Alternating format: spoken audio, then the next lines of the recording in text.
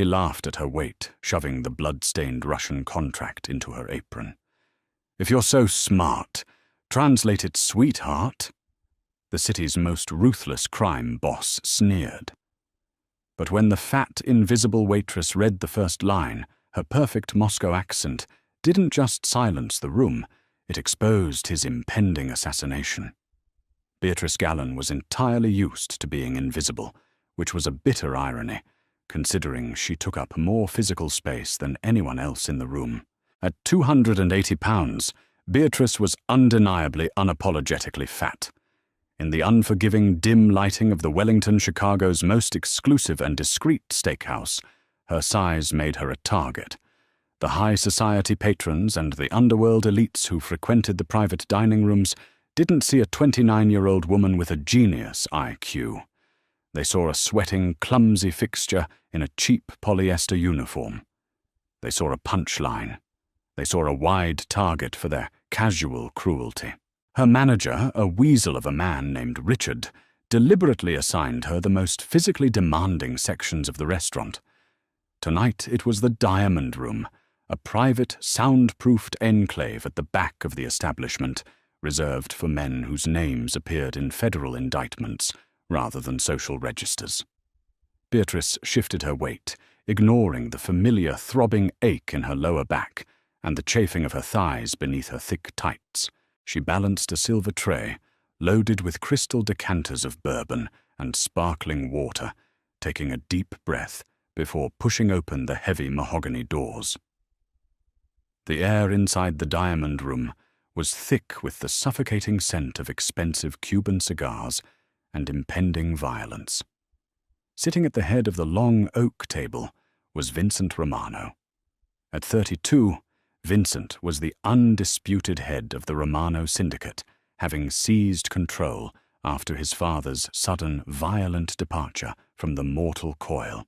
Vincent was terrifyingly handsome, dressed in a bespoke charcoal Tom Ford suit that clung to his athletic frame, but his dark eyes were dead, utterly devoid of warmth or mercy. Flanking him were his enforcers, two walking walls of muscle named Tsio and Carmine.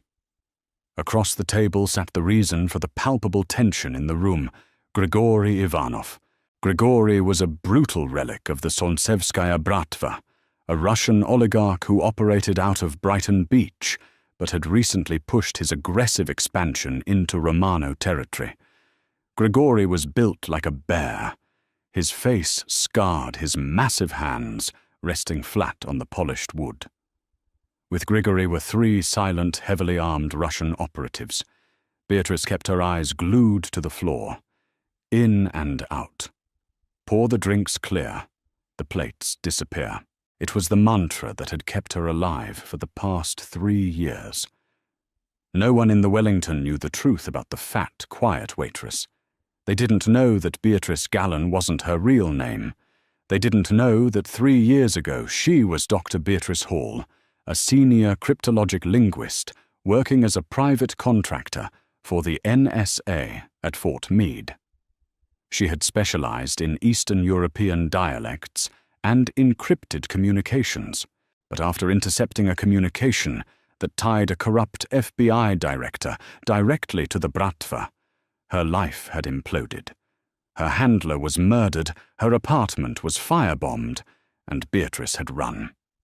The extreme stress and severe, untreated PCOS had ravaged her endocrine system, causing her to rapidly gain over 80 pounds. She had buried her past, leaning into the disguise. Who would ever suspect a brilliant hunted government linguist was hiding inside the body of a morbidly obese, seemingly slow-witted waitress serving steaks in Chicago? "You are wasting my time, Vincent." Grigory's thick, gravelly voice echoed through the room. His English was heavily accented and deliberately slow, a power play designed to frustrate the American. "I'm not wasting your time, Grigory." Vincent snapped his fingers, drumming a frantic, lethal rhythm on the table. "You brought me a shipping manifest written in Cyrillic chicken scratch. My translator had an unfortunate accident this morning. You know I don't read Russian." We agreed on a 50-50 split of the port shipments, and now you slide this garbage across the table. Beatrice approached Vincent's side to refill his water glass. Her hands were slightly damp from condensation. As she leaned in, trying to make herself as small as humanly possible, her hip brushed against the back of Vincent's heavy leather chair. It was a barely perceptible tap, but Vincent was already coiled like a viper ready to strike. He spun around his elbow, knocking the heavy crystal pitcher from Beatrice's grip. The pitcher shattered against the edge of the table, sending ice and freezing water cascading directly into Vincent's lap. The room went dead silent. The sound of water dripping onto the Persian rug felt as loud as gunshots. Beatrice gasped, her face flushing a deep, mortified crimson. I am so sorry, Mr. Romano. I'll get a towel right away. I'm so sorry." Vincent stood up slowly. The water darkened his thousands of dollars trousers. The look he gave Beatrice made her blood run cold. It was a look of pure, unadulterated disgust. "Are you blind, you stupid cow?" Vincent hissed his voice, low and dangerous. "I lost my footing, sir. Please let me clean." "Get your hands off me," Vincent barked, stepping back as Beatrice reached out with a cloth. He looked her up and down, his lip curling into a sneer of profound revulsion. Christ, Richard must be desperate hiring a goddamn parade float to serve food. Look at you. You're sweating into the ice. You take up half the damn room. If you can't control your own mass, get out of my sight before I have Kyo carve some of that blubber off you. Kyo and Carmine chuckled darkly. Across the table, Grigori and his Russians grinned, enjoying the American boss's loss of composure. Beatrice swallowed the hard, jagged lump in her throat. The words stung, burning like acid, but she forced her expression to remain vacant, pathetic, and subservient. Survive. Just let him mock you and survive. "I'm sorry," she whispered, her voice trembling a performance she had perfected. She knelt clumsily to the floor, her knees popping loudly in the quiet room, and began picking up the shards of broken glass with her bare hands. Vincent scoffed, turning his attention back to the Russian. "Let's get back to business. This manifest. Read it to me, Grigori, in English, or the deal is dead." Grigori leaned back in his chair, a smug, reptilian smile spreading across his scarred face. He picked up the heavy cream-colored document, filled with dense typed Cyrillic text and handwritten notes in the margins. "I am not your secretary, Vincent," Grigori said softly. "The terms are on the paper. You sign or we walk away. But know this, if we walk away, the streets will run red." Vincent's jaw locked. He snatched the paper from Grigori's hand, his eyes scanning the foreign characters furiously. He pulled out his smartphone, opening a translation app, and held the camera over the text. Beatrice, still kneeling on the floor near Vincent's chair, paused her cleanup. From her angle on the carpet, she had a clear view of the document dangling from Vincent's grip. Her trained eyes automatically scanned the text. It wasn't standard Russian. It was heavily coded, utilizing a regional Uralic slang mixed with Bratva prison ciphers. A machine translator would never be able to parse it. Vincent threw his phone onto the table in sheer frustration. "The app is giving me gibberish. The red dog eats the iron snow. What the hell is this? Grigori." Grigori chuckled a wet, phlegmy sound. He leaned over to his lieutenant and spoke rapidly in his native tongue. "The stupid American boy is blind," Grigori said in Russian, his tone laced with absolute venom. "Keep him distracted for 3 more minutes. Yuri's men are locking the exits now. We will slaughter them all right here, leave the fat pig as a witness, and blame the Colombians." Beatrice froze. A shard of crystal dug into her palm, drawing a bead of blood, but she didn't feel it. Her heart slammed against her ribs like a trapped bird. They weren't negotiating. This was a hit, a coordinated assassination, and Grigory had just explicitly stated his plan out loud, assuming no one in the room could understand the obscure dialect. Worse, he planned to leave her alive to spread a false narrative. A sharp, involuntary sound escaped Beatrice's lips, a short, breathy scoff of disbelief. It was a tiny noise, but in the tense, silent room, it was a siren. Vincent whipped his head down, glaring at her kneeling form. "Are you laughing, Shamu?" He snarled, all his built-up rage and humiliation focusing directly onto her wide shoulders. "Do you find this funny, me struggling with this garbage?" Beatrice looked up, her round face pale. No, sir." I coughed. "You were laughing," Vincent said, stepping closer, his expensive shoe crushing a piece of glass right next to her fingers.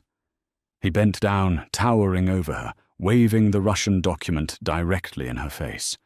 The heavy paper slapped against her cheek. "You think I'm a joke. You think you're better than me because you can pour water. Oh, wait, you can't even do that," Vincent roared. His temper had completely snapped. He shoved the document aggressively into the front pocket of her stained apron. "There, if you're so damn smart, then translate it. Go ahead, Piggy, read it to the room." Caio and Carmine laughed out loud. Grigory smirked, amused by the theatre of the cruel American degrading his servant. I can't," Beatrice stammered, looking at the floor. 3 minutes, her mind screamed. "Yuri's men are locking the doors. If I stay silent, Vincent dies. If Vincent dies, the Russians will own the city. And I am right in the crossfire." "Read it!" Vincent screamed, kicking her shin sharply. Pain flared up her leg.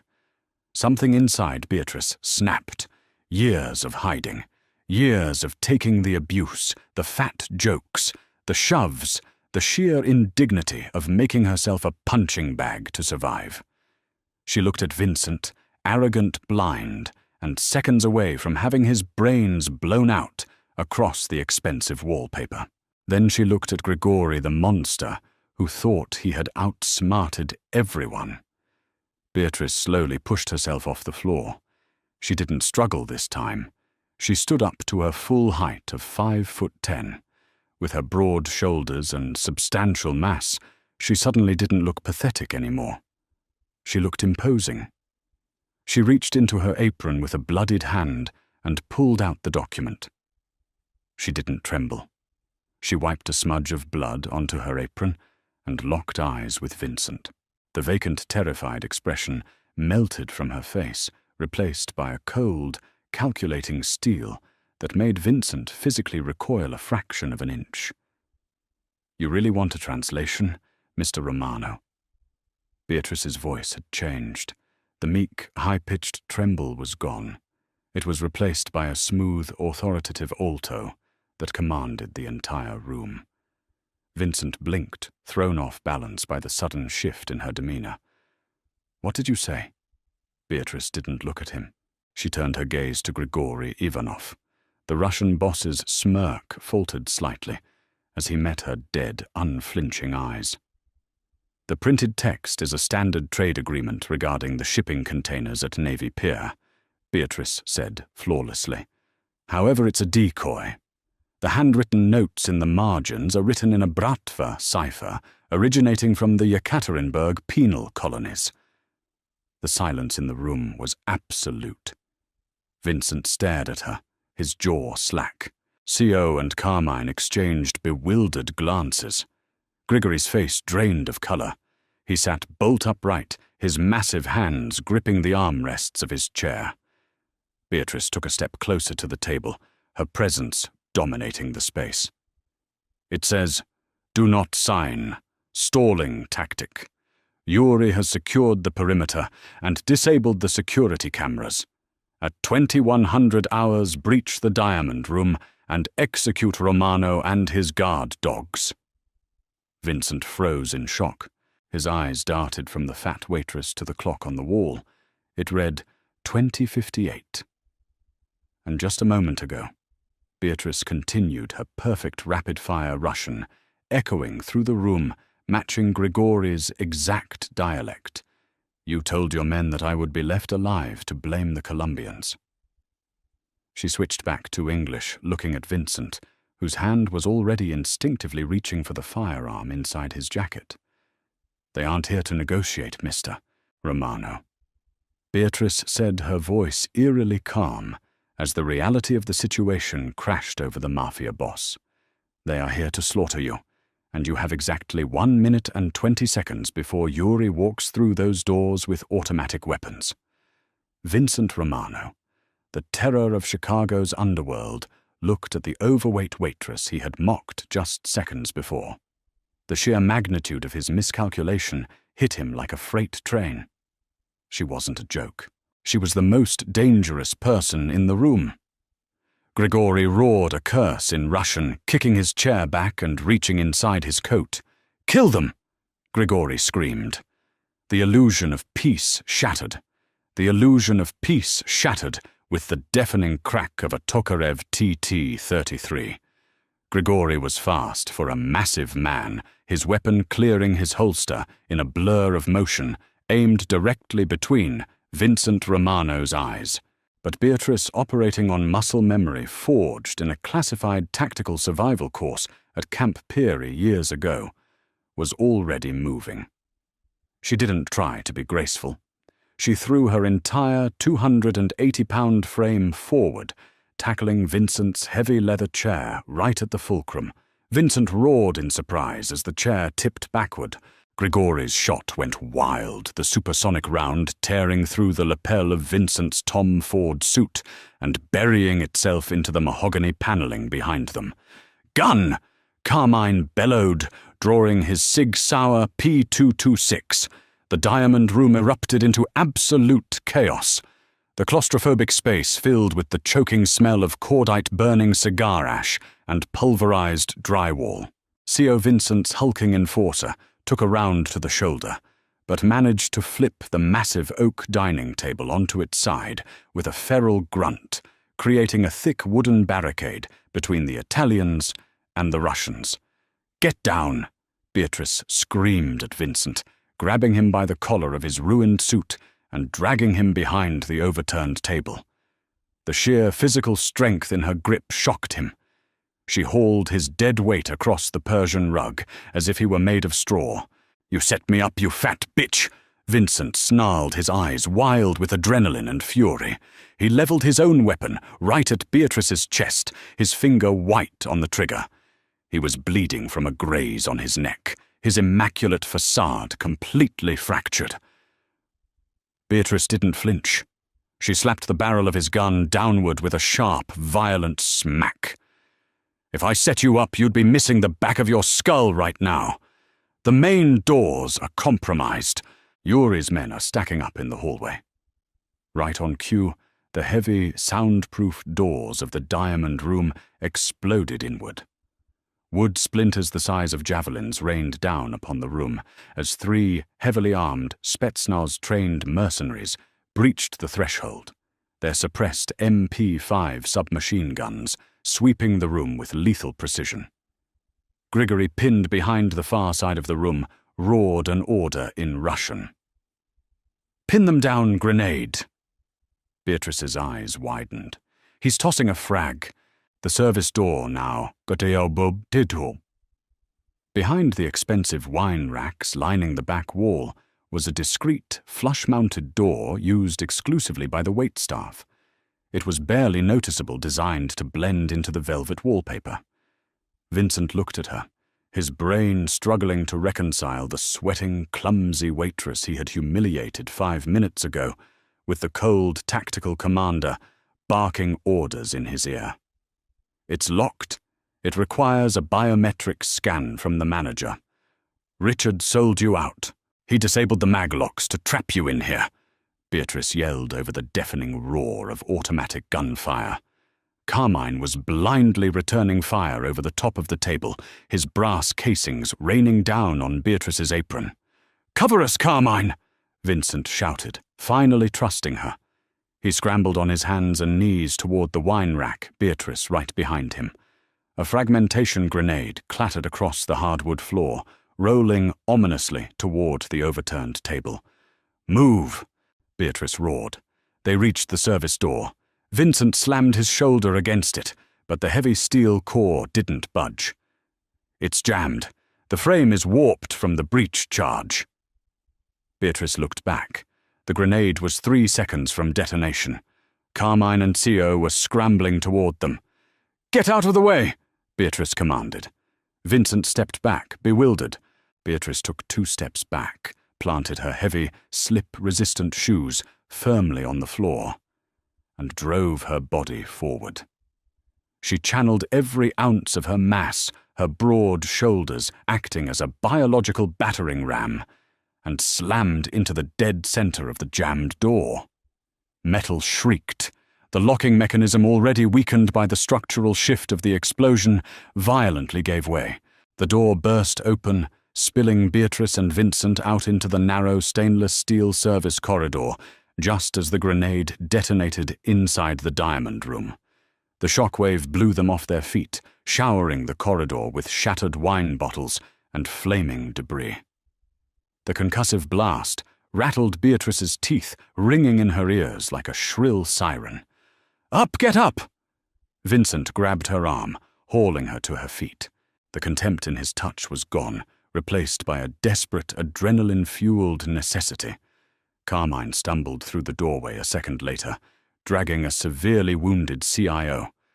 "We got to go boss the alleyway." Beatrice led the way. She knew the labyrinthine back halls of the Wellington better than anyone.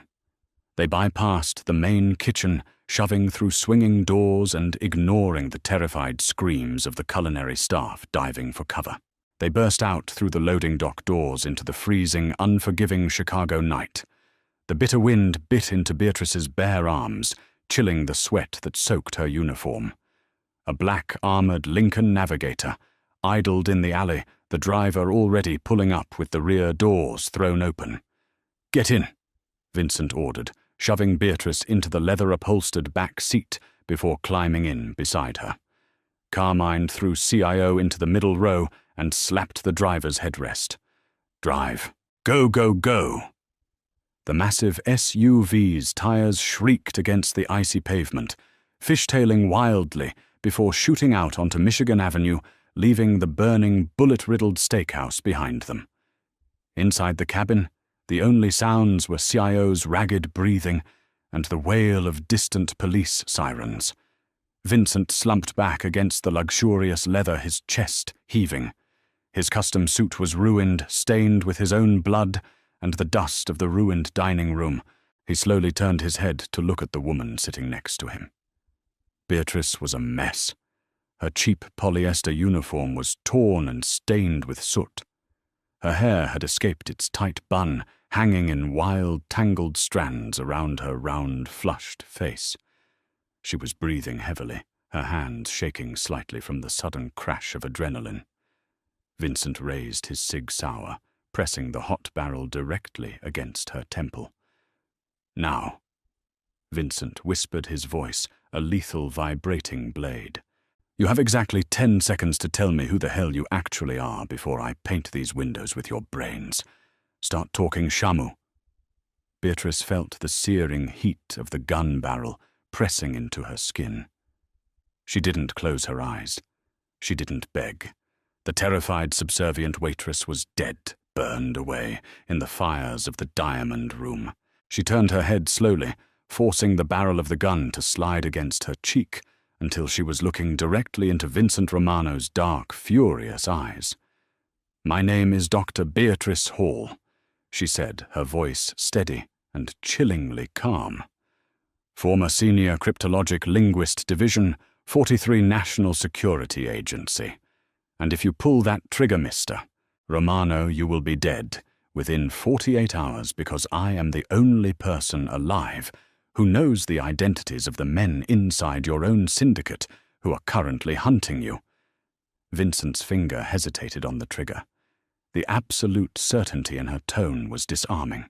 "Division 43. The NSA. You expect me to believe a government spook is serving steaks and scrubbing toilets at my restaurant? I expect you to use your brain. Beatrice shot back her eyes, flashing with a sudden authoritative fire that made Vincent's breath catch. Who do you think set up the meeting tonight? Your manager, Richard, who insisted on putting me in that specific room. Richard. He thought I was stupid. He thought I was just a fat, invisible pig who wouldn't notice him disabling the security cameras and turning off the mag locks on the doors. Carmine, sitting in the front seat, turned around his face, pale. Boss? She's right. Richard was the one who cleared the security detail from the east hallway. Vincent's jaw tightened. He slowly lowered the gun, though he didn't put it away. Keep talking. 3 years ago, I was operating out of Fort Meade. Beatrice continued, wiping a streak of soot from her forehead. I intercepted a back-channel communication Operation Iron Snow.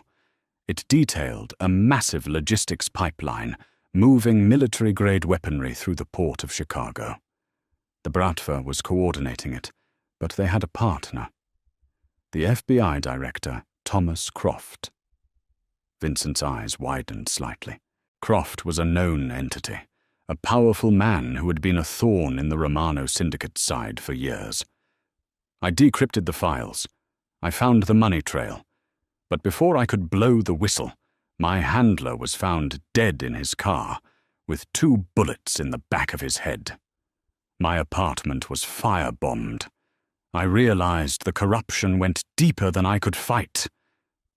So I ran. Beatrice let out a bitter, exhausted laugh. The stress, the fear, it destroyed my endocrine system. I gained 80 pounds in 6 months. It turned out to be the best disguise I could have asked for. Nobody looks twice at the fat, clumsy waitress. I became a ghost. Vincent stared at her, really stared at her. For the first time all night, he saw past the cheap uniform, past the excess weight, past the physical space she occupied. He saw the cold, calculating intelligence radiating behind her eyes. He saw the terrifying resilience of a woman who had outsmarted the United States government and the Russian mob simultaneously. And heaven help him, a dark, twisted knot of fascination began to coil in his chest. Vincent was a man who traded in power. He despised weakness. He had mocked her because he thought she was weak. But the woman sitting beside him wasn't weak. She was a titanium vault hiding behind a veil of perceived insignificance. She had rammed open a steel door, deciphered a Bratva cipher in 3 seconds, and saved his life while looking down the barrel of a gun. "Why save me?" Vincent asked, his voice dropping an octave, losing its aggressive edge. "If you're hiding from the world, why blow your cover for a mafia boss who treated you like garbage?" "Because Grigory wasn't going to leave me alive, despite what he said," Beatrice replied coldly. "And because if the Bratva takes your territory, they take the ports. If they take the ports, Operation Iron Snow goes active again. Croft gets his money and more innocent people die. I hate you, Mr. Romano. You're a cruel, arrogant thug. But you are a lesser evil than Grigory Ivanov." The insult didn't anger him. Instead, a slow, predatory smirk spread across Vincent's face. He leaned in closer, the scent of his expensive cologne mixing with the smell of gunpowder. "You hate me," he murmured, his dark eyes tracing the curve of her jaw, the fierce defiance in her expression. "But you need me. Because now Grigory knows you can read his ciphers. He knows you're not just a waitress. By tomorrow morning, every Russian hitman in Chicago will be looking for the woman who humiliated their boss." Beatrice swallowed hard, but she held his gaze. She knew he was right. She had played her hand. The ghost was visible again. "You're right," Beatrice said softly. "I do need you." Vincent reached out. His large, blood-stained hand gently pushed a stray lock of hair behind her ear. The touch was startlingly intimate, sending a shiver down Beatrice's spine that had nothing to do with the cold. "You said you know who the moles are in my organization," Vincent said, his thumb brushing against her cheek. "I memorized the cipher key Grigory was using. It matches the communication logs I intercepted 3 years ago. If you give me access to your financial ledgers and communication arrays, I can give you the names of every traitor breathing your air." Vincent pulled back, his mind racing with the strategic possibilities. She was a walking master key to his enemy's secrets, an NSA-trained linguist and cryptographer bound to him by mutual survival. "Carmine," Vincent said, not taking his eyes off Beatrice. "We aren't going to the safe house. Take us to the Lakeshore penthouse. Secure the perimeter. No one gets in or out without my authorization." "Yes, boss." Vincent looked back at Beatrice. The sneer was entirely gone. He looked at her with a profound, possessive intensity that terrified her far more than the gun had. "You're no longer a waitress, Dr. Hall," Vincent stated, his voice a dark, velvety promise. "You work for me now. You decode Grigory's network. You root out my rats, and in exchange the Romano Syndicate becomes your personal army. No federal agent or Russian thug will ever touch you." He leaned closer, his lips brushing against her ear, his breath warm against her skin. "And I promise you, I will never call you invisible again." Beatrice closed her eyes, the weight of her new reality settling heavily upon her broad shoulders. She had traded one cage for another, but as she felt the powerful thrum of the armored SUV racing through the night, she realized that in this cage she wasn't prey. She was the queen on a very bloody chessboard, and the king, despite his arrogance, was already completely captivated by her every move. From an invisible mocked waitress to the most feared strategist in the Chicago underworld, Beatrice didn't just survive the mafia. She conquered it, proving that true power comes from the mind, not appearances. Vincent Romano learned the hard way. Never underestimate the quiet ones. Did you love this explosive mafia romance? Hit that like button, share this incredible story with your friends, and subscribe for more thrilling real-life dramas. Drop a comment below on what shocked you most.